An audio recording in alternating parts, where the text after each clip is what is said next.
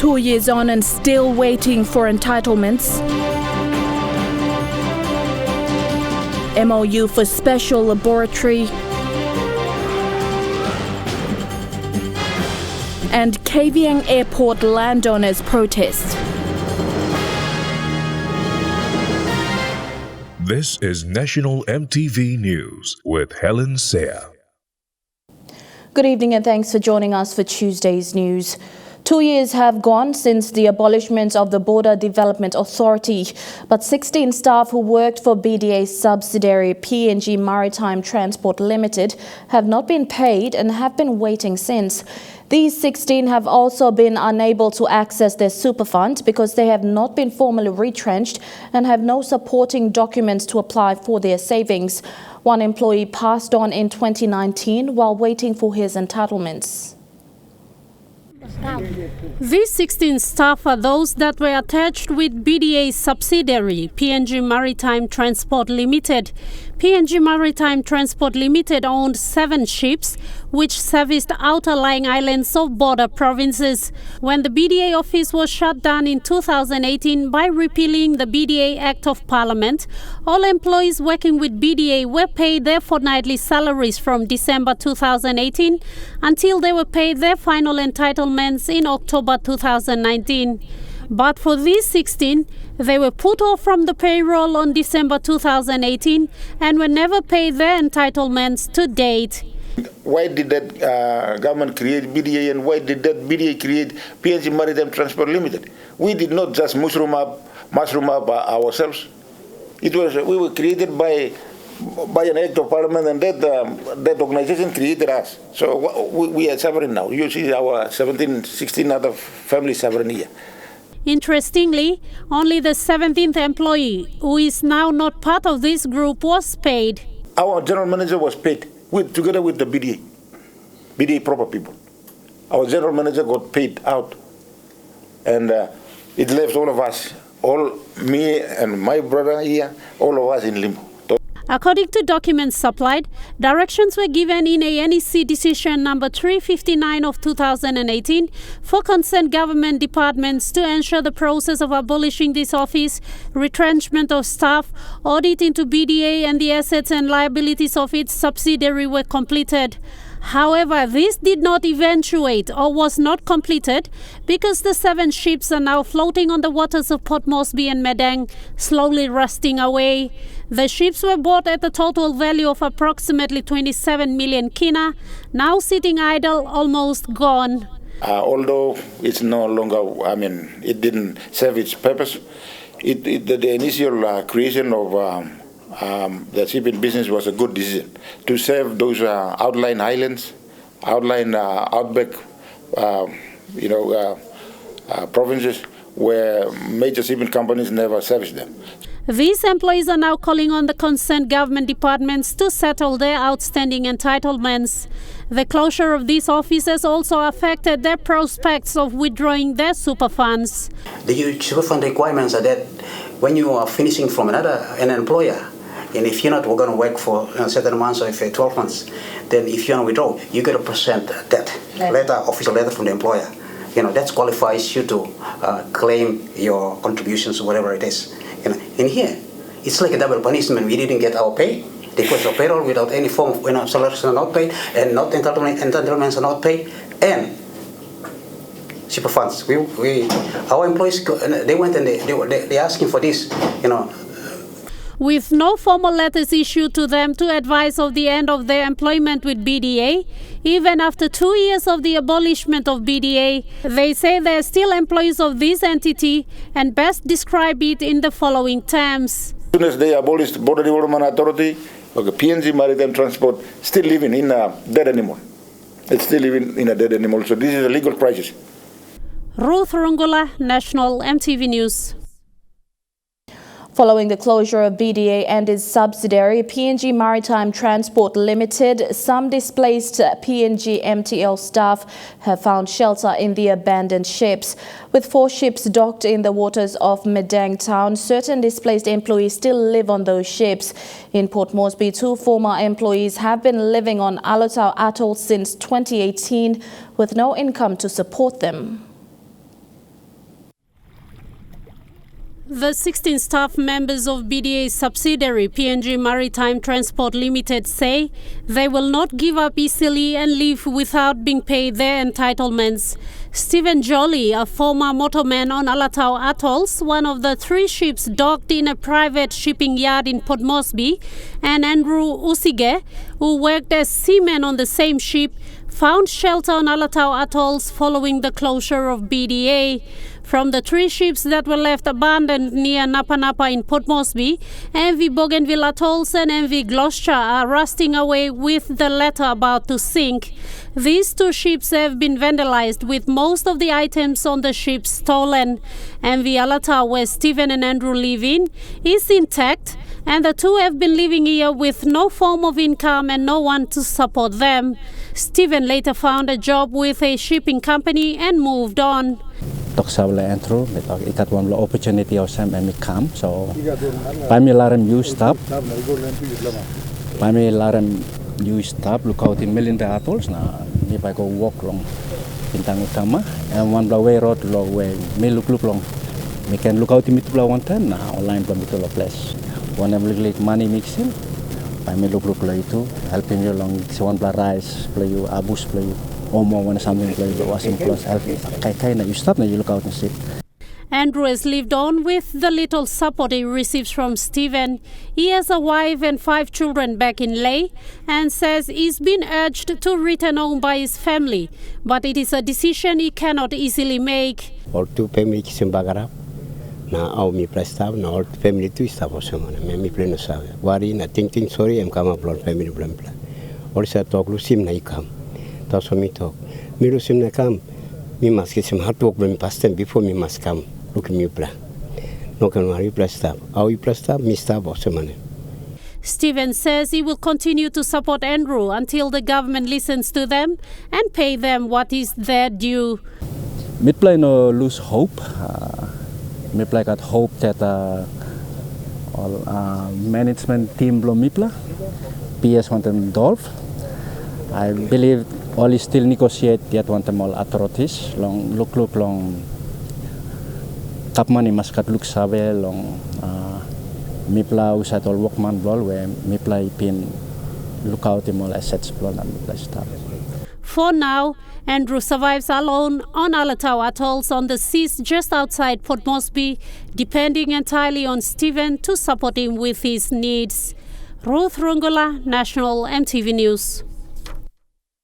A ministerial brief outlining 18 months of work in the Forest Ministry has been presented to Namatana MP Walter Schnoebelt as the new Minister for Forest.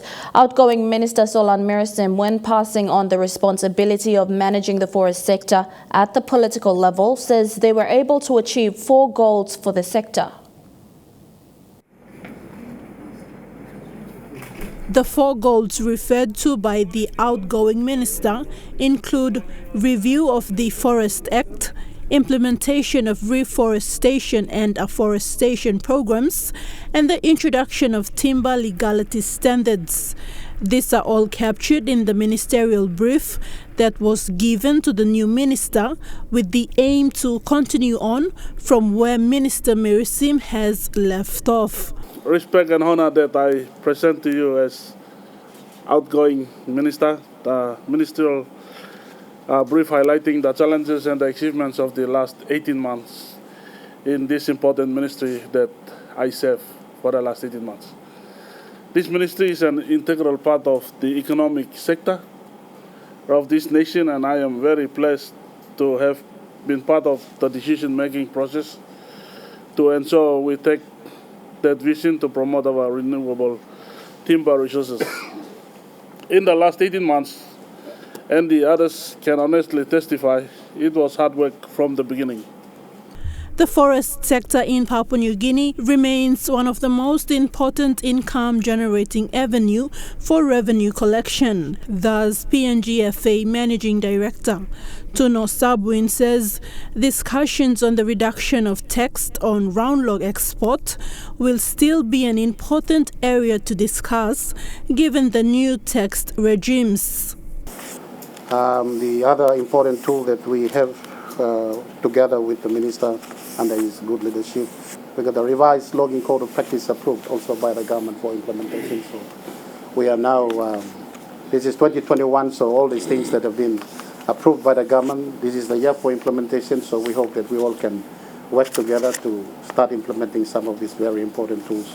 Taking on this new responsibility, Minister Schnobel says he will be working closely with the PNG-FA board and management to achieve more in the next 18 months. For the latest corporate plan and some of the reviews that are happening within the policy section that is under amendments right now, you have my support on it, and once everything is ready and prepared, happy to participate and see how best we could apply, enforce, carry out what needs to happen to improve the industry and our general reputation, not just within country, but worldwide as well.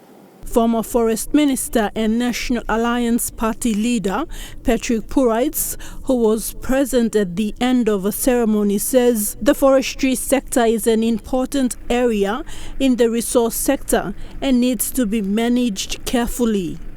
We'll provide leadership in addressing some of the challenges that are on the handover notes. Not only that, but looking at what forestry can contribute to making sure that we rescue our country. Thekla Gunga, National EMTV News.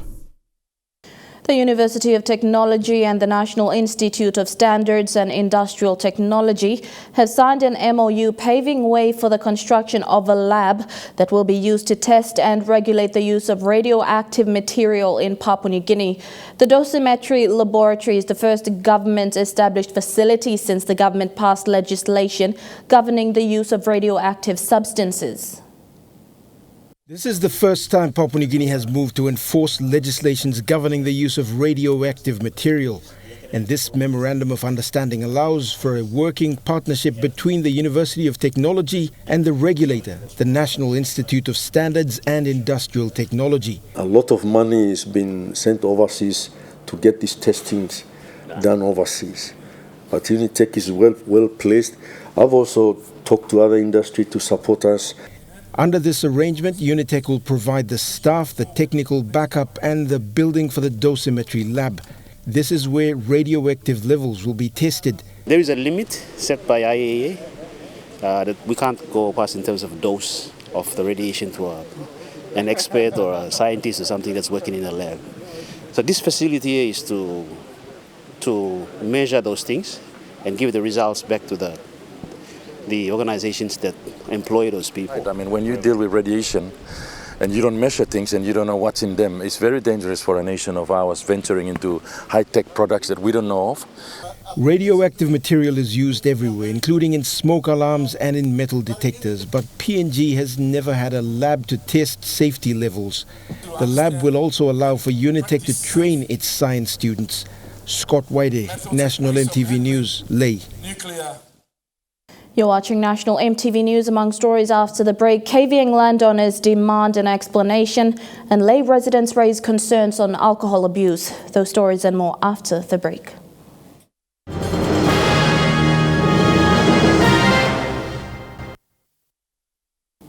Welcome back. A peaceful sit-in protest at the Kavieng airport by Portion 49 landowners were posted and circulated widely on social media. Spokesman Richard Moni said the protest was to get the attention of Kavieng Open MP and National Treasurer Ian Ling Stuckey. They questioned Stuckey on their outstanding compensation payments for the upgrading of the airport extension. His response was for the landowners to deal with NAC and the provincial government. The landowners' grievance comes after a 3 million kina cheque presented to them on the 15th of July 2020 during the groundbreaking for Kavieng International Airport bounced back at the bank.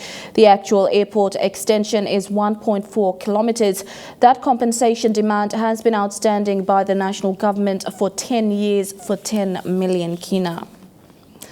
A farmer and local businessman from Simbu is calling for government intervention to help develop his farm and business initiatives. Owner of Wee Butchery, Pastor Thomas Wee, says he has been supporting development in Simbu province. However, road access has always been a major challenge. He was speaking to a team from the Agriculture Department who visited his piggery and cattle project recently. Pastor Thomas Wee is a local businessman and a farmer from Simbu province. He owns a service station along the Okuk Highway that serves the traveling public. He also owns cattle and piggery farms that he slaughters in his mini abattoir and sells in his butchery and kaiba. And with the tough economic times, he is struggling but progressing consistently.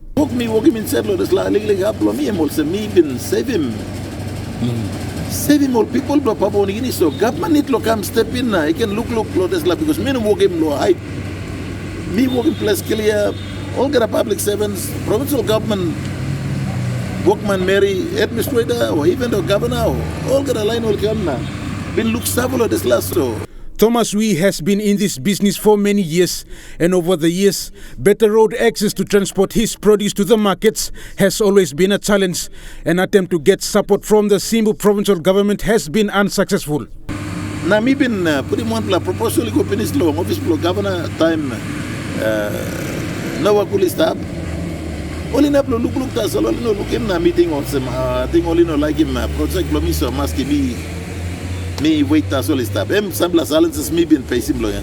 The local businessman further acknowledged the government's effort to invest in the agriculture sector. He says the agriculture medium-term development plan launched recently is a positive step forward in developing the sector. He also thanked the team from the agriculture department who visited his piggery and cattle farms. A proposal was also presented to the team to seek support from the agriculture department to develop his piggery and cattle project, abattoir and butchery. You plug around no Simbu. Na me et me film also agriculture work lo Papua New Guinea. Lo this lab project now you play been launching longen. By come up reality na Papua New Guinea will be the richest country on this earth through lo agriculture support. Rayon Lakingu National, EMTV News. Madang District Development Authority has spent 5.2 million kina to purchase 40 trucks for the 40 wards in the electorate. Madang MP Brian Kramer made the first presentation to Ward 13 of North Ambanob on Saturday. The truck will assist the ward as transport is a lingering problem for the people. Baitata village is about an hour drive from Madang town. According to the village record, the community has a population of at least 8,000 people. Poor road conditions have made transportation difficult for these villages. On Saturday, local MP Brian Kramer visited the community and presented the ward with a truck. The truck is one of the 40 trucks that will be presented to all the wards in the electorate. So we total grading road, but plenty up around. You grading road, but still on Manmeri by walkabout. So was we stop the place, government grading road, or member grading road, we talk right, but me really man the place. You grading road, but still walkabout. Usadi got money lo catch up lo PMV and go. But majority of youth now young, man stop not in a place, no bus still about walkabout, them thrown about. So me go say, this line no good. You'll put a road, put a car one day. Then if I more good blood, then easy lo one man lo car. So me grading road, me put him PMV. So PMV blow you lo ward, but me by walk one time you lo look out him. Kramer says a further 8 million kina will go towards purchasing 4 sets of equipment to fix all rural district roads. Meanwhile, Madang District Development Authority has registered its company, Madang District Works and Equipment, and will be responsible in fixing all the district roads. A MOU was also signed between the National Department of Works and the Madang DDA to carry out work. Not apply 8 million, but we buy more machine road. This road, me you see machine in all contractor, me go na me work strong, one district, provincial government, works. Because most people, me fighting table, me like equipment. A transport committee will also be established to manage and maintain assets with the assistance of Madang DDA. Martha Lewis, National EMTV News, Madang. Members of the public in Lae said authorities and companies responsible for the brewing and selling of alcohol should work together in addressing alcohol abuse. They said the consumption of alcohol in public places is becoming uncontrollable and is instilling fear in the public, especially women and children. According to Lae Metsup Chief Superintendent Chris Kunyanban, over 1,700 cases related to alcohol were reported last year using the toll-free number. In West Taraka, alcohol abuse is common. It's like every other suburb in Lae City. When a problem Isidore Pais, a resident, says the widespread abuse of alcohol has become unbearable for many in the community. Me no look more effective. One the police come run in jail and general campaign law alcohol abuse. Like you should have no talk. That was sometimes you come in look him. The alcohol abuse shouldn't be seen as offense that will be tackled by police alone. No, it should be there are different stakeholders involved in alcohol-related incidents, like people who are actually producing alcohol, people who are actually giving license to those people who are operating a liquor shop, bottle shop. So the important thing is you can see is the statistics. So we can dwell on the statistics to say that the alcohol has been abused or not. And then if it is abused, then with using those statistics, we can draw up awareness or other strategies to put in place. So the company can have their own, the liquor licensing can have their own in their respective jurisdiction, likewise the police. But if you really look at it, if we have the statistics, it's going to be from the police. Before 1975, alcohol consumption was a restricted activity. The level of abuse has steadily risen among the youth, and the police are also having a hard time containing the problem. What I'm doing now, I'm saying, okay, if you people say that legal money, big plus park, so I say, okay, then it's going to be big bail. So legal money, big plus park, big plus bail. So alcohol-related incidents, it's 500 kina bail for Lae. If you're trying to mess around with alcohol, you come to my office, it's 500 kina. You can go to court, court will decide otherwise. Lae Metropolitan Commander Chief Superintendent Chris Kunyanban says last year, police received over 1,700 reports of alcohol-related complaints. People reported the complaints using the police toll-free number. Alcohol-related incident is more than what is recorded on the toll-free and on our OB. So, as much as possible, I would like a positive approach by companies in collaboration with us, and we go out and we carry out our awareness. So it will, put people into perspective on how to consume alcohol in a way that is appropriate to the community. Enforcing alcohol controls has been difficult in communities with little awareness and limited manpower. Police have to rely on the community to assist in the policing. Julie Badui, OA, National EMTV News, Lae.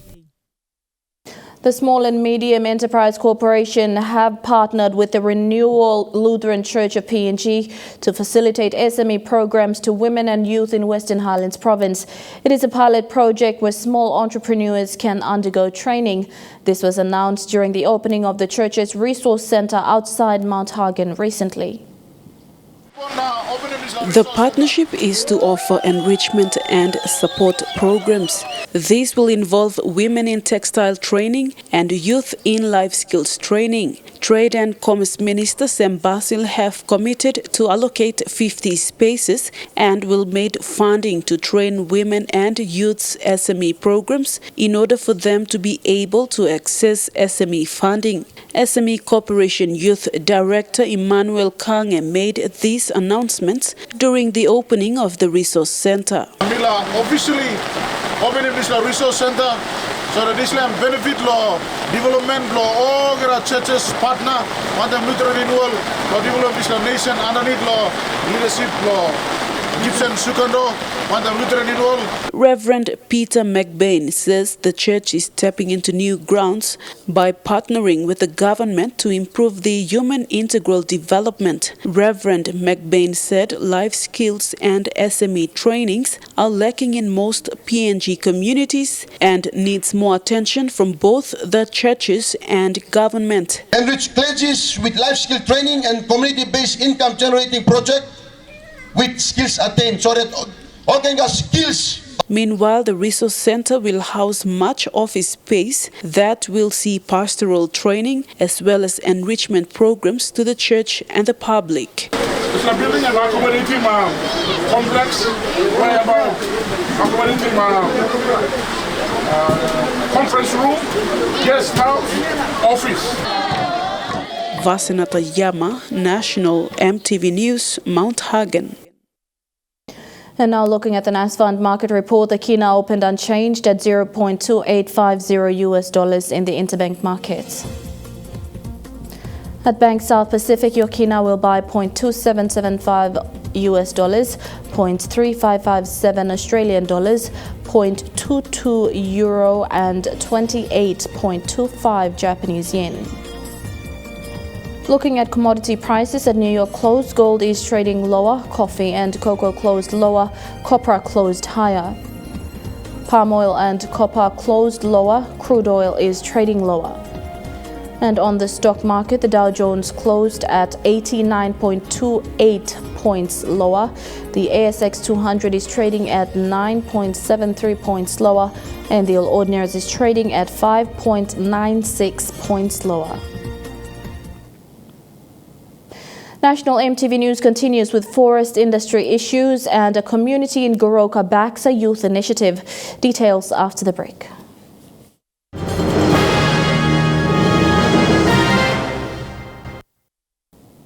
Welcome back to the news. A local logging operator has expressed concerns on foreign logging companies not giving landowners the benefits they deserve over many years.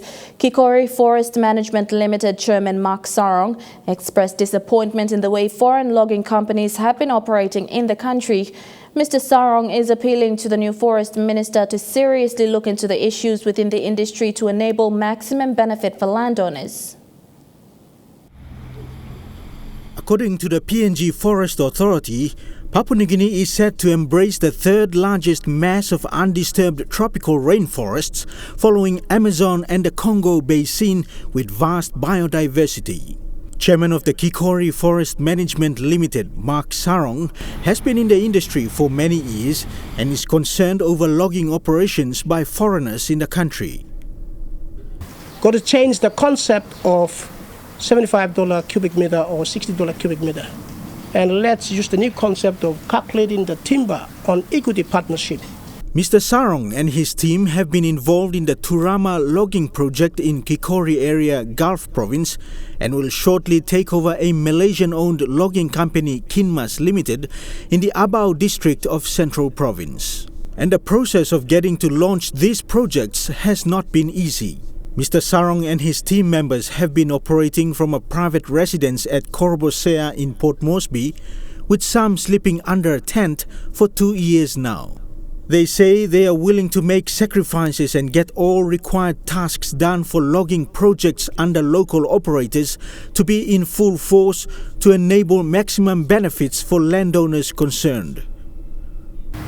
I also want to appeal to the new minister that is coming in to look into the issue of exporting logs to overseas countries and foreign countries. I am going to set up a system in China, which we have an office in China.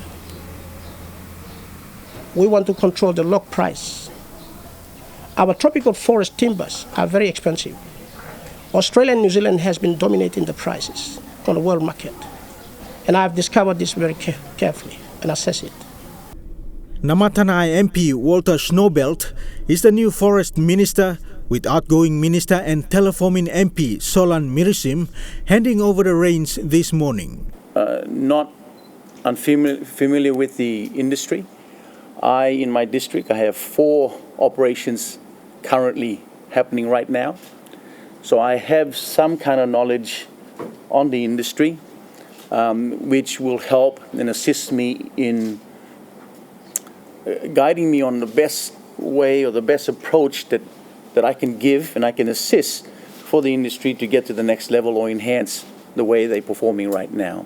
Aitape Lumi MP Patrick Pruich was also present at the handover-takeover ceremony, sharing his experience as a former forest minister, particularly with regards to forest industry's contribution to the country's economy. And the challenge was that for us to look at what we have in-house, in-country, to rebuild our economy. The forestry sector is one that Prime Minister James Marape has been very vocal about, declaring during a recent forestry summit that PNG will look into downstream processing and reduce round log export. Dennis Orere, National EMTV News. Nature Park continues to take on kids on their holiday program, which aims at educating children about the significance of conserving the natural environment. Nature Park Education Manager Shirley Moggy says the program is not curriculum-based, which makes learning fun for the kids. According to the park, it is better to teach children at an early age on ways to protect nature. The Nature Park continues its program on educating children about the nature and its importance. About 10 to 15 children attended the program today and were excited and eager to learn. Working on some of the arts and crafts, which they will do up a cup holder for them to take back to school. That's what they'll be doing. And also the pom-pom jipon for their school bags. So that's the program that we had for today. During their Christmas program, kids were taught on how to make Christmas ornaments out of twigs and also learned about other interesting arts and crafts. So far, the program has taught kids a lot about nature. We have learned about 3 kangaroos, and I had so much fun making my own pencil case. And I love animals. And I love animals. I am having so much fun at Nature Park today. Bye-bye. This program will be held again on Thursday this week. Nature Park's Education Officer Kimberly Stahl is calling out to parents to engage their children with the Kids Conservation Program. The same that we'll have on Thursday. Thursday is another day off. The same program for KFC, but different activities that we have. So whoever that missed out today, we encourage you to bring your kids or the kids in for registration. You can register on that day before the activity starts at 8. So you can come and register. It's 40 kina for a child. So we're taking in age 6 to 10, but we accept 11, 12. If they're any interested, they can come along. The program teaches kids interesting ways of recycling and, most importantly, ways of conserving the natural environment. Esther Thailam, National EMTV News. A health worker in Leh is appealing to the National Court after a district court decision was ruled in favor of the National Housing Corporation to have her evicted from their home by this week. Buffy Guodon, a physiotherapist at the Engau Hospital, has been battling with the NHC for more than 3 years after expressing her interest to purchase the property. The family was evicted in 2017 but managed to get a stay order from the district court to remain. They are one of several other families who have been victims of NHC evictions in Leh. Buffy Guodon, a public servant and physiotherapist at the Engau Hospital, is a tenant at this National Housing Corporation property in Leh's top town. She has lived here for more than 5 years. Last year, she was summoned to the district court in September over the property. NHC Leh office only been give one place summons kizimi ken golong court, district court, because only tokos I need to be evicted out from this place, house again. This attempt to evict the family is not the first. In December 2017, Buffy Guo was given an eviction notice. Her family was forced out and the gate was locked. They camped out on the street for 6 days until they attained a stay order from the district court and moved back into the property. This was one of several NHC evictions that were carried out in 2017. Property manager told, okay, give me 1 plus stay order. So we gave him a copy. Now I'm looking this now talk. Okay, now you can go inside. In December last year, the district court ruled in favor of the National Housing Corporation to have the family evicted after 21 days. Buffy Go is now working to appeal this decision in the National Court. I'm 2 plus second time now come up with me in a family. Now me work ask him why you make him all same me as a public senior servant, public servant with Taplo here. She says as the sitting tenant, She has expressed her interest to purchase the property. However, this process has been delayed, taken over by continuous court battles. Lucy Kopana, National EMTV News, Leh. For the first time, a Yoga Champ mini show was hosted in Goroka on the last day of 2020 with the support of the local community of Apoga, Ward 5, Goroka. Yoga Champ founder Manua Kiap says he uses the art of yoga as a tool for change to help champion youth in the community.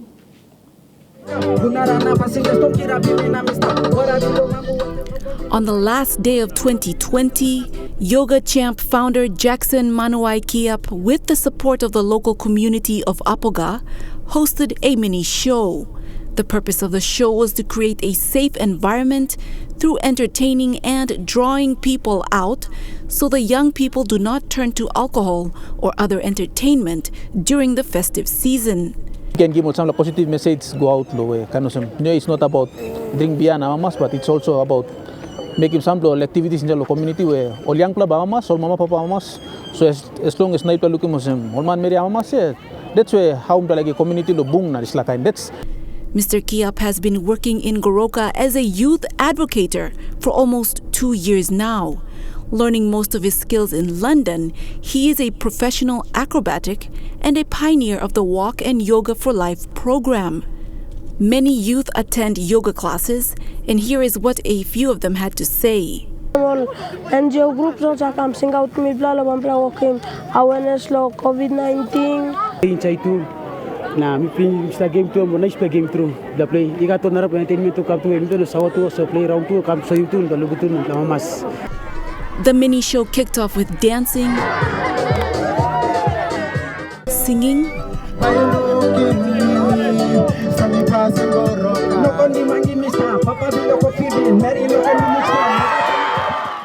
yoga demos, some encouragement from young men, women, and the elderly, and even the kickboxers participated with a demo. For many, this was the first time for such an event, and they really enjoyed it. It was a very good event where Mipla stop, which Mipla celebrate. Now young boys, the girls, all put them out our talents, bro. As Mipla mama papa too, Mipla come out, Mipla expose Mipla the top for example, encourage words, all young people Mipla. Come out now, exposing this some talent, hidden talent will got them na. Or working in the community, we are looking on first of its kind. This level of group program too, we can talk straight and planning my even bloody involved no kind of something. Name on eye opener. So I'm helping all people in the plan to me all mama must to take part to this plan.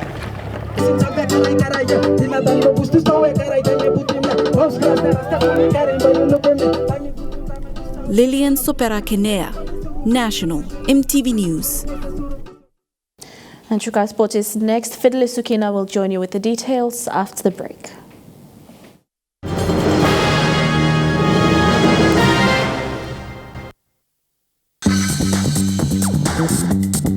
Trukai Sports.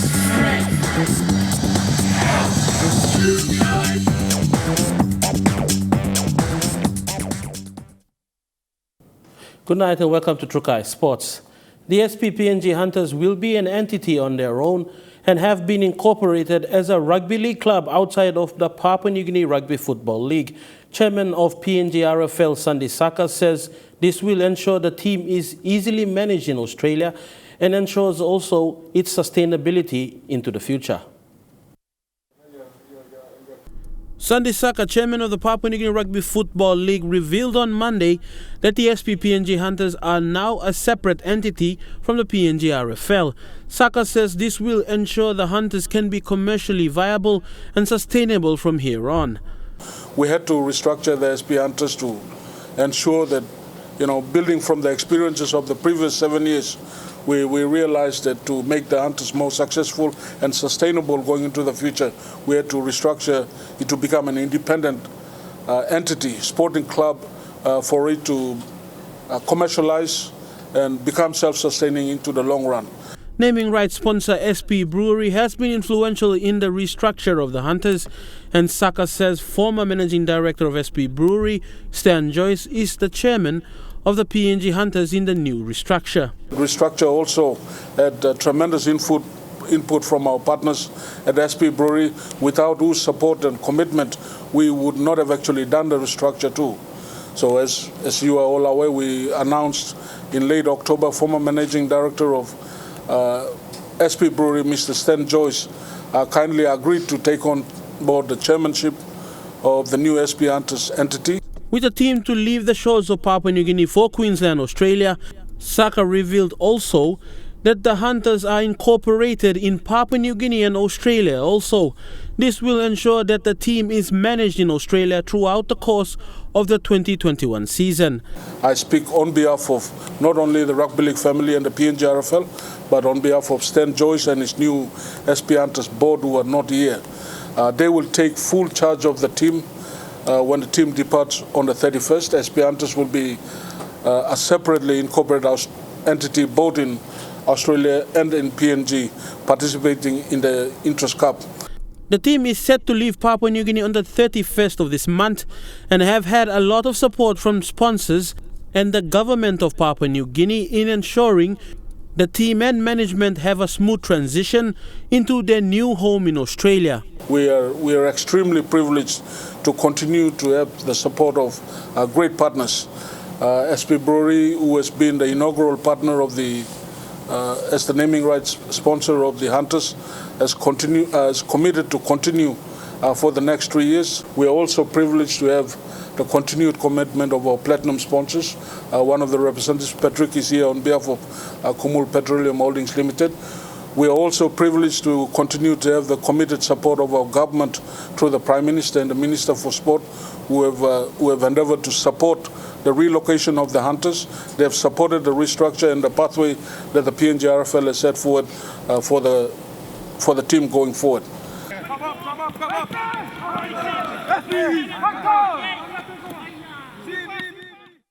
And Trukai Sports continues with more sporting action after this break. Stay with us. Trukai Sports. And welcome back to Trukai Sports.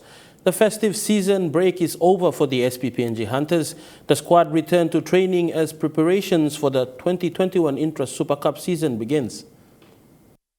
3, 2, 1, go! The SPPNG Hunters returned to training after their break over the festive period, as the team's preparations shift to another gear with the season proper fast approaching. Following the announcement of the final 29-member squad, Coach Matthew Church has put the players through their paces as the team is reintroduced to concepts and game plans as the squad looks to pick up where they left off. Because we've got such an influx of guys that haven't played at IC level, so it's just going over what it takes to play that level and that intensity, and just driving those standards. If we're not making lines, or in times the strength and conditioning staff have put in place, then we're going to struggle when we play. So just going over what sort of our values we want to have and what a Hunter player looks like, and we want them to be a really competitive individual, and as a team we want to be extremely competitive and have a lot of intent and be very hard to beat. It's good to get back after a break and reintroduce ourselves, and the boys have all come back and been putting in some hard efforts at training, and I think we saw at the end of training there they start singing songs, and so I would assume they're not doing that if they weren't enjoying themselves. So, but that we're mindful of that. We are working them hard, but we do want to enjoy each other's company while we're doing that. With minor injury concerns surrounding certain players in the squad, Coach Church has eased their return to full training for the quickest possible recovery time. Joe Joshua aggravated his hamstring injury we were kind of resting over the break while he's just doing some personal training. He lost some footing and caused himself a little bit of a setback there. And Ase's still progressing well, and he's been completing all the sessions in that lead up to Christmas and since we've been back. So no major injury concerns, and quite happy with how everyone's going. Huxley Lovai, Trukai Sports. And that story wraps up Trukai Sports. Helen will be back with the weather report for the next 24 hours. Bye for now. Trukai Sports.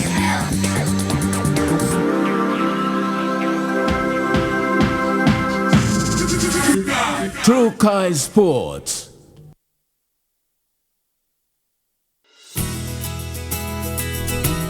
This weather update is proudly brought to you by MoneyPlus, with you always. A look at the weather forecast for tonight and tomorrow in the southern region. Patchy rain drizzles tonight, then fine morning in Port Moresby. Light drizzles tonight, then mostly fine morning in Daru.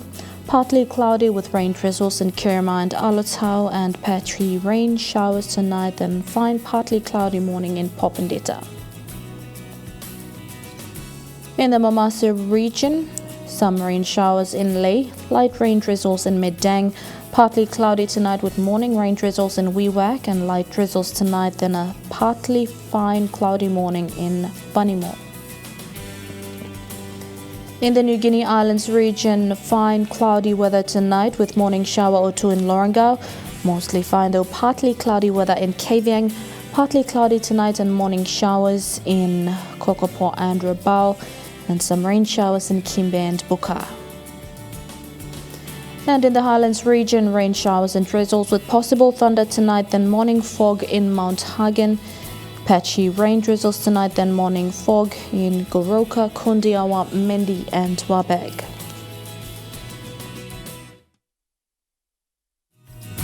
The weather update was proudly brought to you by MoneyPlus, with you always. And that's the news, sport and weather for today, Tuesday, the 12th of January 2021. On behalf of the news team, pleasant viewing, be safe and bye for now.